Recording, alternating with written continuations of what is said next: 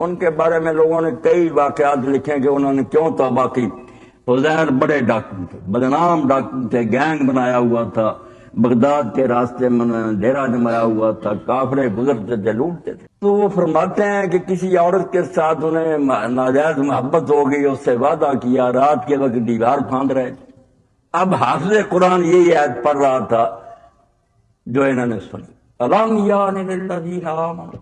جو کہتے ہیں کہ ہم اللہ کو مانتے ہیں، قیامت آنے والی، رسول سچے ہیں، ان کے لیے ابھی وقت نہیں آیا۔ کیسا جنگل، کب وقت آئے گا؟ ایک طرف دعویٰ کرتے ہو کہ اللہ دیکھ رہا اور قیامت آنے والی ہے، رسول سچا ہے، ابھی وقت نہیں آیا کہ تمہارے دل اللہ کا کلام سن کر ڈر جائے اور تم کانپ جاؤ۔ جب یہ آواز سنی تو حضرت فضیل کی زبان سے نکلا اور وہ روئے اونچی آواز سے کہ حافظ قرآن وہ وقت آ گیا۔ روتے ہوئے واپس لوٹے کہ یہ اللہ تعالیٰ نے میرے لیے سنایا اس وقت کہ فضیل تو کب بات آئے گا، کب وہ وقت آئے گا تو سوچے گا اور توبہ کرے گا۔ بعد آدھا زندگی کی ملک کا کوئی فتح نہیں کب ختم ہو جائے، قبر کے چوکھٹے خالی ہیں انہیں مت بھولو، نہ جانے کون سی تصویر سجا دی جائے، کون جانتا کہ اسے کس وقت فلیج میں رکھ دیا جائے۔ اللہ نے اس وقت کو چھپا کر رکھا تاکہ لوگ جو ہے نا ہوشیار رہے ہیں کہ کوئی پتہ نہیں اچانک آ جائے، وقت آتا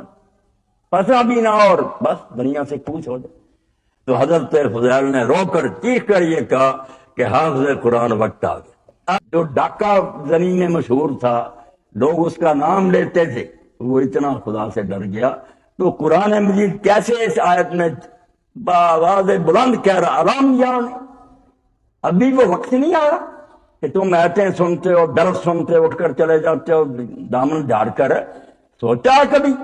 کہ کیوں اثر نہیں ہو رہا؟ فرمایا تمہارے دل مر چکے ہیں، یہ سخت ہو چکے ہیں، بیماری وہی ہے جو یہود کی تھی، وہی ہماری، قرآن پڑھا جا رہا ہے، ختم ہو رہے ہیں، تراویحوں میں سن رہے ہیں، اثر کوئی نہیں، دل سخت، اندر نہیں اترتا قرآن مجید۔ تجوید کے ساتھ مخرج سے نکالتے ہیں، دوبارہ پڑھتے ہیں کہ صحیح نہیں پڑھا گیا، کوئی سمجھتا نہیں کہ یہ کتاب کیا ہے، عمل کوئی نہیں۔ اور اسی لیے حضرت ابن مسعود رضی اللہ عنہ فرماتے ہیں جب تم قرآن پڑھو اور کہیں آئے یا ایھا الذین آمنوا، اسی وقت رک کر کہا کرو لبیک اللہم لبیک، اے اللہ تو نے مجھ سے بات کیا ہے، میں حاضر ہوں، اگر روکا تو رک جاؤ اس کام سے، حکم دیا تو کرو۔ اس لیے آپ نے فرمایا ابن مسعود رضی اللہ عنہ نے کہ ہم رسول کریم علیہ السلام سے جب 10 آیتیں پڑھتے تھے تو آگے نہیں پڑھتے تھے، ان 10 آیتوں کے بارے میں دیکھتے تھے کہ جن چیزوں کا اس میں حکم ہے وہ ہم نے کر لی ہیں، جن سے روکا چھوڑ دی، پھر پڑھتے تھے۔ چنانچہ جب قرآن کا علم مکمل ہوتا تھا ساتھ ہی عمل مکمل ہو جاتا۔ اور اسی بات کو سید قطب شہید رحمۃ اللہ نے فرمایا کہ محمد ابن عبداللہ صلی اللہ علیہ وسلم کی اصل کامیابی یہ نہیں ہے کہ وہ قرآن جیسی کتاب دنیا کو دے کر گئے، اصل کامیابی ہے کہ جب وہ دنیا سے گئے تو عرب کی سرزمین پر لاکھوں چلتے پھرتے قرآن چھوڑ کر قرآن کے سانچے میں ڈل گئے تھے۔ اور کیوں نہ بنتے جب خود رہبر اور پیشوا جو تھے ان کے بارے میں جب ام المومنین عائشہ رضی اللہ عنہا سے پوچھا لوگوں نے کہ اماں رسول اللہ کا اخلاق کیا تھا، آپ کا کیریکٹر، آپ کی زندگی کو سیرت بیان کر، تو ایک فکرے میں بیان ہونے بیٹا تو قرآن نہیں پڑھتا، کہاں پڑھتا؟ فرمایا الف سے شروع کر کے ناس تک، سین تک، جو کچھ اس کتاب میں لکھا ہوا وہ حضور چلتے پھرتے قرآن،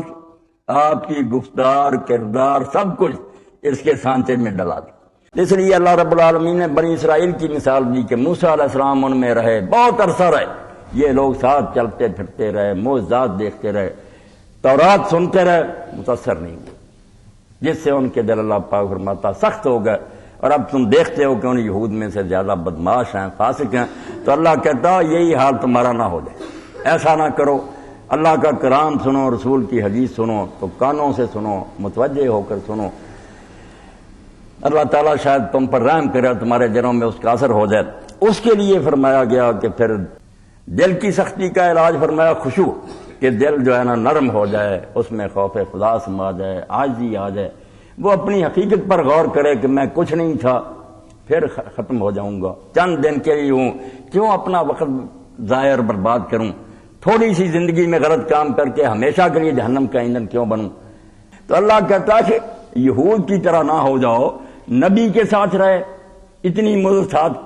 کتاب سنتے رہے، دل سخت، کوئی اثر نہیں ہوا، پتھر دل، تم اس طرح کے نہ ہو۔ اللہ کا کلام جب سنو تو تمہارے دل کانپ جانے چاہیے، لرز جانے چاہیے۔ سید مودودی رحمۃ اللہ علیہ اپنی تفسیر میں ایک جگہ لکھ رہے ہیں، گئے گزرے دور میں بھی قرآن میں بڑی طاقت، سنیں تو صحیح تھا۔ تو سلطان احمد بن نصر جو اب اس نے نیشا پور فتح کیا تو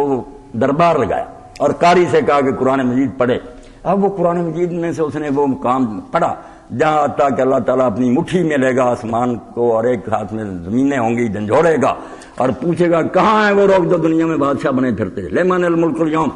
بتاؤ کہ تمہارا اقتدار کہاں گیا، کس کی حکومت ہے آج؟ تو سلطان نے اپنا تاج اتارا، تخت پر رکھا اور خود زمین پر آ کر مٹی پر سجدے میں گر گیا اور رو کر کہا کہ اللہ بادشاہی احمد کی نہیں ہے، بادشاہی تیری ہے۔ اصل میں حکمران وہی ہے۔ تو قرآن کو اگر کوئی سنے تو قرآن میں اتنا زور اور قوت ہے کہ آدمی کو بدل دے، اس کے دل کی اصلاح کرے، اور دل ٹھیک ہو گیا تو سارے مسئلے حل ہو گئے۔ دل جب تک ٹھیک نہیں ہوتا اس وقت تک آدمی غلط کاموں میں پھنسا رہتا ہے۔ جب دل میں اللہ کی بات اتر جاتی ہے کہ میرے سامنے تم نے آنا، میں تمہارے ذرے ذرے سے واقف ہوں، تم ہزار جتن کرو کہ تمہارے عیب چھپے رہیں، مجھ سے نہیں چھپے۔ اور اسی لیے ایک دعا جو طواف کے دوران نیک لوگوں نے کی ہے، اس کا مضمون بھی ذہن میں رکھنا چاہیے، صرف زبانی نہیں پڑھنی چاہیے، دل سے ہونی چاہیے کہ اللہ جو میرے گناہ خافیہ علی خلق کا تیری مخلوق سے چھپے ہوئے ہیں مگر تو جانتا، وہ آگاہ اور باخبر ہے، وہ معاف کر دینا، میرا پردہ رہ جائے۔ ورنہ اگر حساب شروع ہو گیا اور لوگوں کے سامنے آ گئی باتیں تو بڑے بڑے زاہد اور آبے ننگے ہو جائیں گے کہ کیا چھپ کر کرتے تھے تم، اب ساری چیزیں آ گئی۔ اس لیے قرآن مجید میں اتنی طاقت اور قوت ہے، یہ اللہ تعالیٰ کا اتنا بڑا انعام اور عطیہ ہے کہ ہم اس کی طرف اگر دل سے متوجہ ہو جائیں، اس نیت سے اس کو پڑھیں کہ یہ کتاب ہدایت ہے، اس سے رہنمائی لینی ہے، صرف برکت کے لیے نہیں اس کو پڑھنا، پوچھنا اس سے کہ میں کیا کروں اور کیا نہ کروں۔ تو آج بھی یہ زندہ کتاب ہے، مردہ نہیں ہے، زندہ ہے، وہی اثر اس میں باقی ہے جو پہلے تھا۔ اور حضرت عمر رضی اللہ تعالیٰ عنہ کے بارے میں چونکہ غلط بات مشہور ہو گئی کہ وہ بہن کے گھر گیا، جب وہ ایک واقعہ جو حدیث کی روشنی میں صحیح نہیں مگر مشہور وہی ہوا، وہی بیان ہونا شروع ہو گیا کہ وہ گئے وہاں لڑائی ہوئی، ایسی بات نہیں۔ اور کئی لوگ یہ بھی کہتے ہیں کہ حضور نے دعا کی تھی اور اس سے یہ نتیجہ نکالتے ہیں کہ آپ نے مانگ کر لیا، حالانکہ ان کے فضائل بڑے ہیں۔ تو غلط باتیں دین میں ان کو چھوڑنا چاہیے۔ اب ایک طالب علم نے مجھ سے سوال کیا کہ مولانا حضور نے کہا کہ اللہ عمر بن خطاب یا عمر بن شام میں سے کسی ایک کے ذریعے میری مدد کرے، اور حضور کا کیا بیٹتا تھا، آپ دونوں کے لیے کہہ دیتے، آگے اللہ کی مرضی جس کو مناسب سمجھا جائے، حضور نے یا کیوں کہنا تھا؟ اور یہ سوال علیہ السلام میں بھی چھپا جواب نہیں ہوا، باتیں لوگ بنا لیتے ہیں پھر پھنس جاتے ہیں۔ زمانہ ہے پڑھا لکھا کہ حضور دونوں کے لیے دعا کرتے، آگے جو ہوتا حضور تو قرآن بتاتا ساری دنیا کے لیے تڑپتے تھے کہ لوگ ہدایت پا جائیں۔ اور پھر یہ کہ کہا کہ جب عمر رضی اللہ عنہ کے اندر طلب ہی نہیں تھی، قرآن تو کہتا ہے یہ طالب علم کا سوال تھا، یہدی الیہ من اناب، اللہ کا اصول تو یہ ہے کہ وہ ان کو ہدایت دیتا جو چاہتی۔ یہ حضرت عمر تو کافر تھے، مسلمانوں کو مارتے تھے، صرف دعا کی اور یہ بغیر طلب کے ان کو مانگ لیا، یہ کیا ہوا؟ تو اصل میں باتیں غلط مشہور ہو گئی۔ ہوا کیا؟ دو واقعے حضرت عمر رضی اللہ عنہ کے اسلام کی طرف کھینچ رہے، طلب پیدا ہوئی تو اللہ نے انعام کیا، ورنہ وہ خواہ نہیں، وہ غنی ہے، محتاج ہی نہیں۔ عمر کافر مرے، اللہ کا کیا بیٹتا، اتنے مرے ہیں، خدا کا کوئی نقصان ہوا نہیں، طالب۔ تو ایک واقعہ تو یہ ہوا کہ جب حضرت حبشہ کی رسول کریم علیہ السلام نے اجازت دی تو حضرت عمر رضی اللہ تعالیٰ عنہ کی عزیزہ تھی، لیلا ان کا نام تھا، وہ اور اس کا خامن سامان باندھ رہے تھے۔ اب حضرت عمر رضی اللہ عنہ کے گھر گئے اور دیکھا کہ وہ لیلا سامان باندھ رہی، جنہوں نے پہچانا لیلا یہ کیا ہے، کیا کر رہی؟ اس نے بڑے درد انگیز پیرائے میں یہ بات کہی کہ عمر یہاں تم نے اللہ کی بات ہمارے لیے مشکل کر دی، جینا حرام کر دیا، یہ ہمارے گھر سنبھالو، جائیدادیں سنبھالو، ہم یہ سب کو چھوڑ کر پردیس جا رہے ہیں۔ اب یہ پہلا موقع تھا کہ عمر رضی اللہ عنہ جیسا جو آدمی روز لونڈیوں کو مارتا تھا اور لاٹھی رکھ دیتا تھا کہ مجھے ترس نہیں آیا، صرف تھک گیا، خبر لیتا ہل گیا اور صرف یہ کہہ کر وہاں سے چلا گیا، کھڑا نہیں رہ سکا کہ لیلا نہ دیکھ لے، صرف اتنا کہا اچھا خدا تمہارا ساتھی۔ مگر آنسو آ گئے کہ ہمارے برابر کے شریک ہیں، جائیدادیں ان کی، کیا دیکھا ہے انہوں نے کہ سب کو چھوڑ کر جا رہا ہے، پتہ نہیں وہاں پردیس میں کیا خاک چھان نہیں پڑے۔ اور دوسرا واقعہ خود بیان فرماتے ہیں کہ میں ایک دن حرم شریف کی طرف نکل گیا، ارادہ تو تھا کہ نیند نہیں آ رہی، شراب پین دکان پر، وہاں ساتھی نہیں کو ملا۔ میں حرم شریف کی طرف گیا تو رسول کریم علیہ السلام رات کی نماز پڑھ رہے تھے، تہجد، اور تھوڑا تھوڑا بلند آواز سے قرآن پڑھ رہے، سورہ الحاقہ تھی شروع۔ تو اس میں پڑھتے آئے جب آپ نے آخرت کا بیان کیا تو ہم لوگ آخرت کے منکر سے مر گئے، مٹی ہو گئے۔ میں نے کہا یہ باتیں جو ہے نا صرف شاعری ہے، لفاظی یا لفظوں کے چکر سے یہ آدمی لوگوں کو گمراہ کر دیتا، ورنہ مرنے کے بعد کیا شاعری واقعی ایسی ہے کہ آدمی کو پھنسا لیتی۔ ابھی میں سوچ ہی رہا تھا تو آپ نے فرمایا وما ہوا بقول شاعر، یہ شاعر کی باتیں نہیں ہیں، تم کیوں عقل سے کام نہیں لیتے؟ میرے دل میں آیا کہ یہ کاہن جنات ہے اس کے پاس، میرے دل کی بات اس نے معلوم کر لی۔ آپ نے پڑھا وما ہوا بقول کاہن، یہ کاہنوں کی باتیں نہیں ہیں، خدا کا کلام ہے۔ تو فرماتے ہیں فواق الاسلام و قلبی کل موت، میرے دل میں گھس گیا ہاں۔